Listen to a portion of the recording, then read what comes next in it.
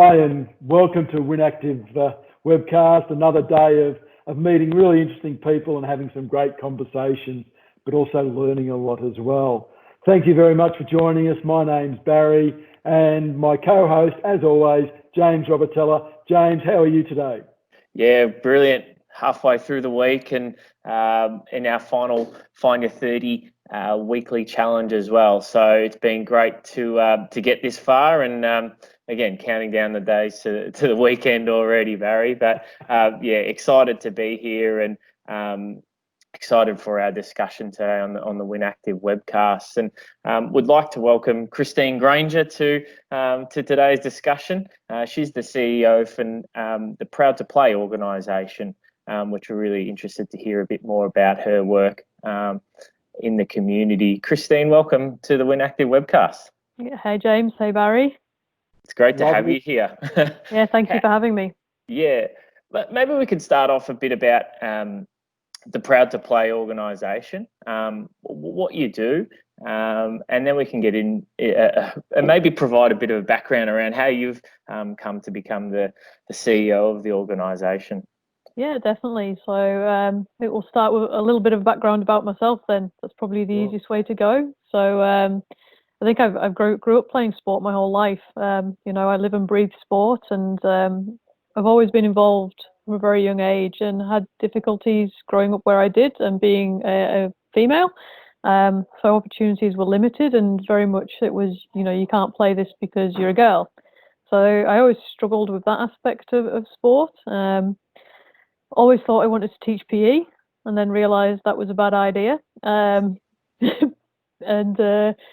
signed up to university, took a gap year prior to going, and found my passion for sport for development. So on my gap year, I worked with the Big Issue Namibia, and set up their street soccer program. So that sort of really opened up my eyes to the world, just generally, but also the concept of sport as a development tool for wider social issues, which turned out to be really great because I'd signed up to a sport for development course, just because I knew I wanted to do something with sport, but wasn't entirely sure what. So, you know, the two worked really well together. From there, after graduating, my first sort of break in the industry was with the Street Games UK. So I coordinated the program in Liverpool, which predominantly looked at engaging with young people who were involved in or at risk of being involved in drug and alcohol abuse. So a really interesting role. Learned a lot, really challenging, but also really rewarding piece of work. Very collaborative space to be working in as well. So I learned a lot about partnerships and how to utilize the people around you and their skills to move programs forwards. Since moving to Australia, I've been lucky enough to be involved in a number of organisations, I guess specifically within the sport for development space. I worked at the Centre for Multicultural Youth with refugee migrant young men specifically. And again, that was around using sport as that engagement tool. Then went into local council and, you know, learnt all the ropes of how local government works here, and that was a broader role around inclusion more broadly. And then from there, was lucky enough to take the CEO role at Proud to Play, which is giving me the opportunity to give back to a community that I'm a member of. So tell us about Proud to Play, who it represents, and what it's doing to advocate and help the community. Yeah, so Proud to Play is an organisation that works to, I guess, make the sport and recreation sector a more welcoming and safe environment for LGBTI plus people. Statistically, the LGBT plus community do not view sport as a safe and welcoming environment, with 80% having witnessed homophobia in sport in some contexts, and there's a lot more rather worrying stats within that space as well that we can go into, but we don't really have the time. So as an organisation, I guess our drive is to be able to say everyone should be able to play sport and be active, and everyone should be able to lead an active and healthy lifestyle. But if the environments that we traditionally partake in those activities are not safe to the community, then we need to change that. So that's one side of it, and that comes with working with our state bodies around their policies and their programs, but also with our local sporting clubs around their culture and their environments, so that they have the tools and the skills to understand the needs of the LGBTI plus community, so that they can be a welcoming space. The other aspect of it is looking at how do we change the relationship that the LGBTI plus community have with sport and recreation. So we do that through events and the programs that we assist the sports in delivering. I guess the idea of asking someone who's had a negative experience of a program to go straight into that environment can sometimes be very, very difficult. And that would be the same for any marginalised community. So what we want to be able to do is provide programs and opportunities that allow them to experience that activity within a safe and welcoming space before giving them the option to move into that club environment. And for some people, they may be ready to go straight into that club environment, but for some, that's not the case. So how do we bridge that gap for those that that need a little bit more support to be able to do that? So yeah, the aim is really getting people active across the board. Which is something we love, Barry, isn't it? Absolutely. Christine, you sort of touched a bit on the challenges for the LGBTI plus community. How are you seeing the acceptance and the growth within sports at that local level and more broadly across Victoria and Australia? Yeah, look, I think certainly in the last sort of 5 or 6 years, there's been a significant shift towards LGBTI plus inclusion. Whilst there's still a long way to go, the work that's been done by the organisations that do exist has certainly brought the topic to the forefront of conversation. So we're seeing a shift in the funding that's available. We're seeing a shift in the attitude towards the community. Now, obviously, it's a broad community, and there are aspects and there are cohorts within the LGBTI plus spectrum that are more discriminated against than others, is probably a way of putting it. And culturally, that society, we're probably more supportive of lesbians and gays than we are of bisexuals, transgender community and the gender diverse community. And I think the intersex community adds another level of that. So I think the understanding towards the different groups within the community is varied, but we are definitely shifting and moving along in a forwards direction. There's definitely been more of a drive and a push from a number of the state bodies within this space, which has been really good to see. However, there's still a lot of work to do because we know that inclusion more broadly is not always supported across the whole organisation and tends to sit within specialised roles. So that's something that needs to be worked on. Within a community club level, I think, again, with all areas of inclusion, it varies from club to club. And I think a lot of clubs have good intentions and want to do the right thing, just don't necessarily have the toolkit to be able to do so. So how do we support them to be able to achieve that? And I think some of that is quite simple, and that's where organisations like ours can support in partnership with councils and state bodies and other inclusion organisations to be able to say, hey, here are the things that actually can make your club a more welcoming environment. And I think sometimes we make it more complicated than it needs to be, and there's actually a lot of really simple things that particularly community clubs can do to make their clubs more inclusive. It doesn't have to be this, we don't have to deliver programs for every cohort of the population.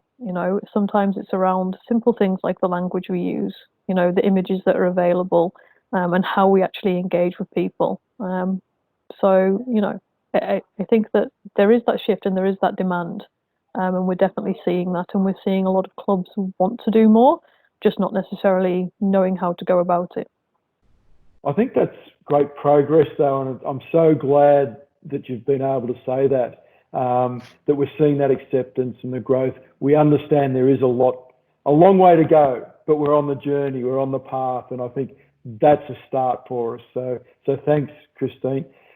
What does Proud to Play, what programs do you run to assist the LGBTI plus community? So at the moment, we do a lot of education and training within clubs. So whilst that is not necessarily directly engaging the LGBTI plus community, it's about creating that knowledge and awareness to create those safe environments. So that will help with retention, but also engagement of new members.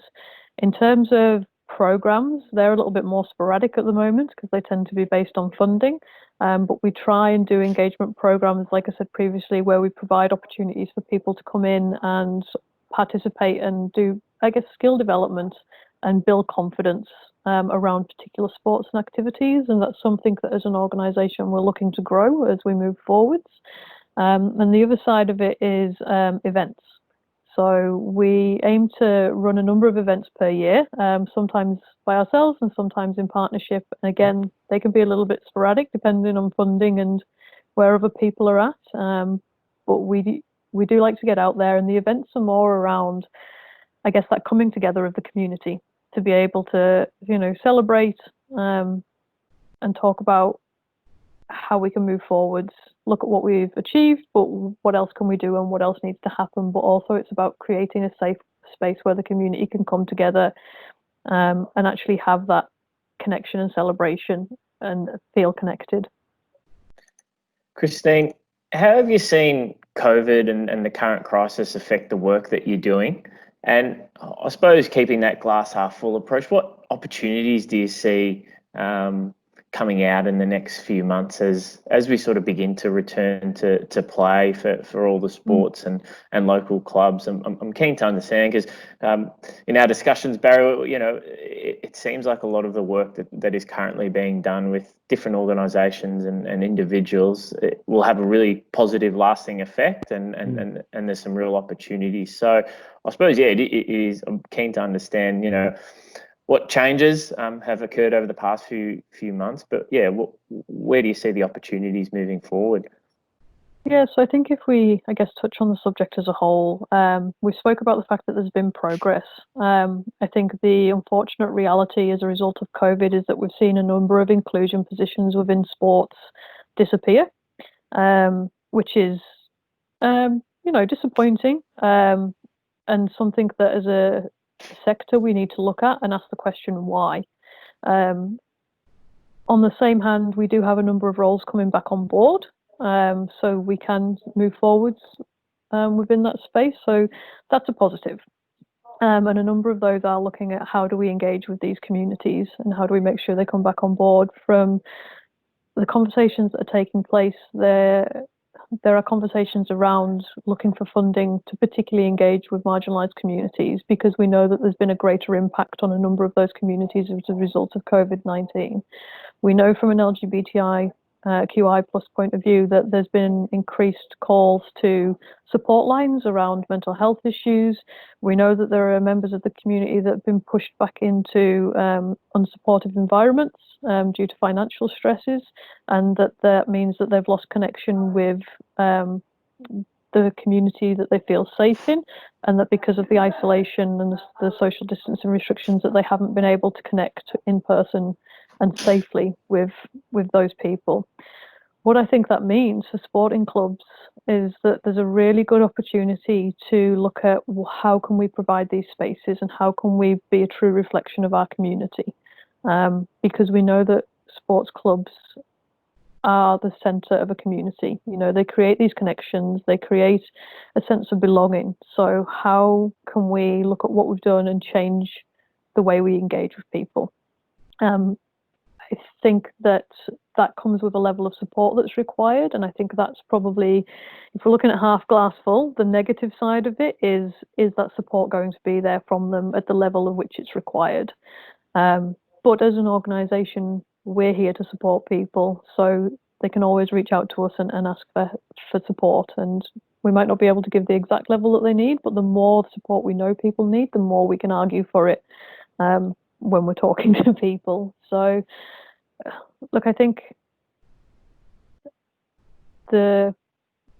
probably the main point is you can be the safe space for people and you can be a connection. So look at your community and look at how you can engage with them, whether that be around, all areas of inclusion. You don't have to, like I said, deliver specific programming, It's about being a good person. It's about being empathetic. It's about understanding. So, and a willingness to listen and learn. So you don't have to go and run an LGBTI plus program, a disability program, a program for refugee young people, but you can create language and environments that are safe. Fantastic. Thanks for that. That's it's great advice, isn't it? You don't have to run it. Just create that safe space for people and accept them and welcome them, I suppose, too, from a sporting club point of view. That's great. In this COVID-19 crisis that we're currently in, Christine, what did Proud to Play do? We were talking about this before we started earlier on. How have you changed, and what are you currently doing to look at afterwards and progress forwards? What are you doing right now? So at the moment we're funnily enough, in the middle of strategic planning, which we were doing anyway, but COVID has added a new lens to that. So it was probably a good timing in that sense that we hadn't completed it, if we're going to look at silver linings. So it's giving us the opportunity to go, okay, well, what is actually really needed, and where do we need to focus our attention? With that, it's looking like, and this has not been finalised, but we recognise there is a need to engage with community more strongly. And to provide those programs, we also recognise that there's a drop-off in support for clubs. So how can we actually work with them more closely and advocate for them so that there is support for them as well? The other side is we have a number of LGBTI plus specific clubs, and what support are they actually gaining as well? So that's an area that we're looking at, and is it something that we support more broadly than we currently do? So as an organisation, we're looking at that. We've been in contact with clubs throughout the process in terms of our LGBTI plus clubs to find out what's happening with them. We're monitoring social media and all those platforms to find out what the conversation is, and we're working with a number of key organisations in the space to find out what they're seeing and how things are tracking, which is why we have some of the intel around, increased calls to services and that kind of stuff. So that helps us to go, all right, this is where the needs are and this is what we need to do.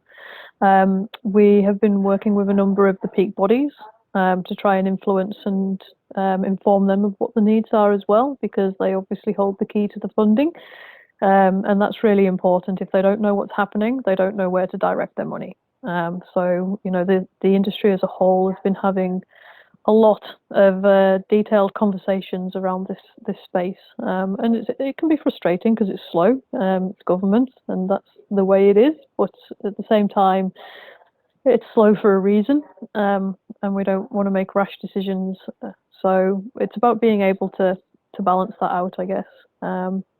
We're also looking at, with the return to play side of things, working with a number of our state bodies that are on our Rainbow Sports Alliance to promote sport as being inclusive and allowing people to know how they can get involved and where they can get involved. So that's something that we're working on at the minute, and we're hoping to launch very quickly if we can. So I'd say keep an eye out for that one.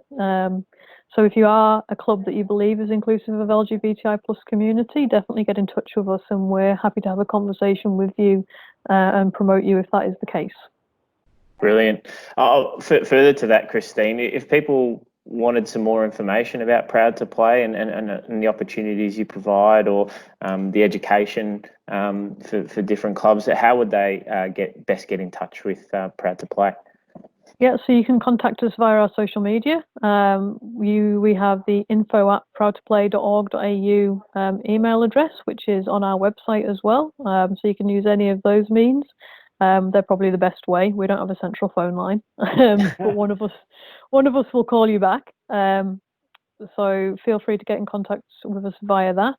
We have a number of training programs and opportunities that we can work with people on. On that note, we are in the process of developing some online modules that will be hosted through Play by the Rules. So hopefully, we're hoping for July sort of time to get them out. But that depends on a number of things. So for clubs, that's something they should definitely be looking at. And that'll cover things like, LGBTI plus 101, the power of language, tips for your club about how you can be inclusive, that sort of stuff. So as a starting point, it's a really good tool for clubs to be accessing. But otherwise we tend to do face-to-face training because we get a lot more out of it, and clubs get a lot more out of it. Christine, thank you for sharing all of that about Proud to Play with us. I've found it fascinating and really appreciate it. But a little bit, we like to get to know our guests a little bit and how they're coping with the COVID-19 and the lockdown, etc. So what are some of the tips or tricks that you've incorporated into your daily life that have helped you get through this period? I don't know if I have any tips and tricks, but I've made it this far, so I must be doing something. Look, I chose to look at the silver linings. I don't have to commute to the city anymore from where I am, which is a long journey. So that's given me the time to focus on my running, which has been important for me post having a baby, and I have a chronic pain disorder, so it's been nice to actually be able to focus on that and to get my distances up. So that's a bonus. It's given me more time with my little one, so that's time that you don't ordinarily get because you're commuting and that sort of stuff. So I'm enjoying that side of it, but that's also challenging because they're with you a lot minutes. So, they've been to very many meetings and had conversations with a lot of people. So I think it's just about trying to find that balance and work with the people that you live with to be able to work out what works for you. I know our first week when we had the little one home constantly, who's just started back in daycare, we tried to just stick to our normal days, and my partner works full time and I'm meant to do 3 days, and that was a disaster. We worked out very quickly that would not work. So we looked at how we could split our time to make sure that we got stuff done. But that's hard in another sense because you do feel like you're spending your whole day working. So you've got to try and be able to find that balance and that thing that allows you to have some downtime. And from talking to a lot of people, I think that a lot of people do feel like they are just getting up, working, looking after kids, working, feeding the family, feeding themselves, doing whatever they're doing. So trying to find that downtime is really hard. And I think people are being more accessible to work through all hours of the day because, that's when they can fit it in. So I would say just try and find that time and try and take a break when you can. And for me, look, I'm a very social person, so I've found it very hard to not be around people. As much as the video stuff is great, it's not the same to me. So that's been difficult for me. I'll say that. So it's nice to have some of those restrictions lifted a little bit to be able to connect with people again. So I'm trying to do that without seeing too many people and not going too over the top. Trying to minimize risk, but also managing that because for me that's part of my release. So be sensible about it, I think, is the key thing. We don't want to go backwards. You know what I love there? Oh, sorry, Christine. What I love, you started off with being active. You're talking about your running.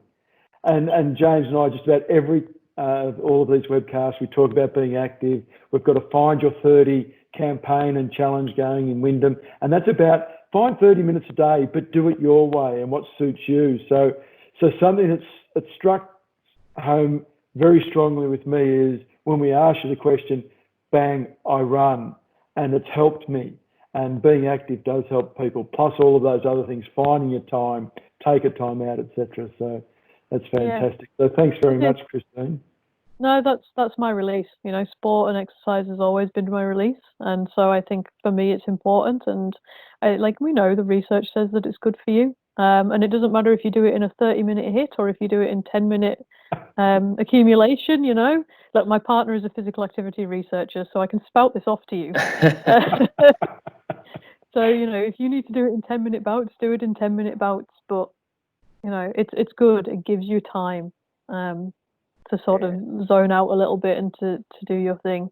I think that's important. And the other thing I took away from that, Barry, is just the balancing act. And everyone has different challenges that they're facing with kids and schooling. And, we're fortunate enough that, kids are going back to school or allowed to go back to school. So, it's going to change for people, and finding that balance is important. But another thing we like to do on these webcasts, Christine, is, again, keep that positivity, and we do so by practicing gratitude, and finding what we're grateful for in this current climate. So we're interested to know what you are grateful for today. Oh, so many things. Grateful that I have a job. I think there's a lot of people who have unfortunately lost their jobs in this, and that's hard. It's really hard. So I'm very grateful of that. I'm grateful that I have a family around me, and a really good supportive network of people that I can rely on to pick up the phone and have that moment if I need to. So that's really important. Connect with your people, whoever you have out there that is someone you can just rely on. So I'm very thankful of that. I'm thankful for the internet because all of my family is in the UK. So I'm thankful for WhatsApp and such because it means I can see their faces. So that's great. And whilst it's been very tough, and whilst I was meant to be seeing some of my family in April, which has been hard to take, we're healthy and we're well. So I take that, and I know there are a lot of people who aren't. So we take what we have. Absolutely. Grateful for so many things. Having a job, when a lot of people have lost theirs, we certainly feel for them. Grateful for our health. Grateful for technology. We've heard it time and again, but it always rings true, that's for sure. What are you grateful for today, James? Look, I was fortunate enough to have an extra long weekend over the past few days. So I'm grateful to, one, have that opportunity to take an extra day off and just recharge the batteries per se. Similar to you, Christine, over the past few months, it's been a bit of a challenge managing a new sort of workload and a new lifestyle. So really enjoyed that extra couple of days just to unwind and watch a few new Netflix shows and whatnot. So I suppose in the scheme of things, that is a bit of a small one, Barry. But again, Christine, we love celebrating the small things on here, and as much as those important parts of our lives continue to play a major role. It's looking back on the small things and celebrating them. But Barry, what about yourself? What are you grateful for today? Well, we're 10 days into winter, okay, and didn't winter hit hard, like in a major way. But we've had a couple of sunny days, and I've really enjoyed those. So I'm grateful that we live in a climate where, even though it's still the middle of winter, we get some nice sun and some sunny days, and we can really enjoy those. And certainly we need to take the time to get out on those days and enjoy them as well. So that's what I'm grateful for today. Just sunny days in the middle of winter. Love them. Yeah, they're not too bad. They're you get out for a walk and you enjoy them, but they don't come around all that often, though, Barry, here in Melbourne, and I'm sure the UK is probably the same, Christine. So we celebrate them. We do celebrate them. I think we were sold an image of sun and warmth in the UK. I don't actually know when they film Neighbours, given that it's filmed in Melbourne, and it always seems to be sunny. But I would say, on that note, this is a beautiful state, and the rural areas have been hit really hard. So if you have the opportunity and the capacity, go and visit places. Now that we've got some, be sensible. But this really is a beautiful state, so visit your local places and enjoy it. Worldwide travel is probably going to be a bit of a no-go for a while, so enjoy the local surrounds, because I have a number of Aussie friends who don't know some of the places that surprises me. And I think that's common. We don't necessarily visit the places that we're from because they're on our doorstep, but There are some stunning locations, so get out there and enjoy them. And winter is a great time because you can have campfires and log fires, and what's better than that? Yes. 100%. 100%. Christine, thank you very much for joining us today. It's been a great to have a chat and a discussion. And I say this to all our guests at the moment, Christine, we could have spoken for a lot longer and explored some of those topics even more, but we really appreciate you giving us the opportunity to learn a bit, but also understand the important role that you and Proud to Play are fulfilling within our society. Yeah, no worries at all, anytime. Thanks, James. Thanks, Barry. Thanks again, Christine. Keep up the great work, and look forward to catching up with you tomorrow, Barry. Absolutely, James. I look forward to it as well. Thank you very much for joining us today on the WynActive webcast. We hope you enjoyed a great discussion again. Look after yourself, stay healthy, and keep smiling. Bye for now.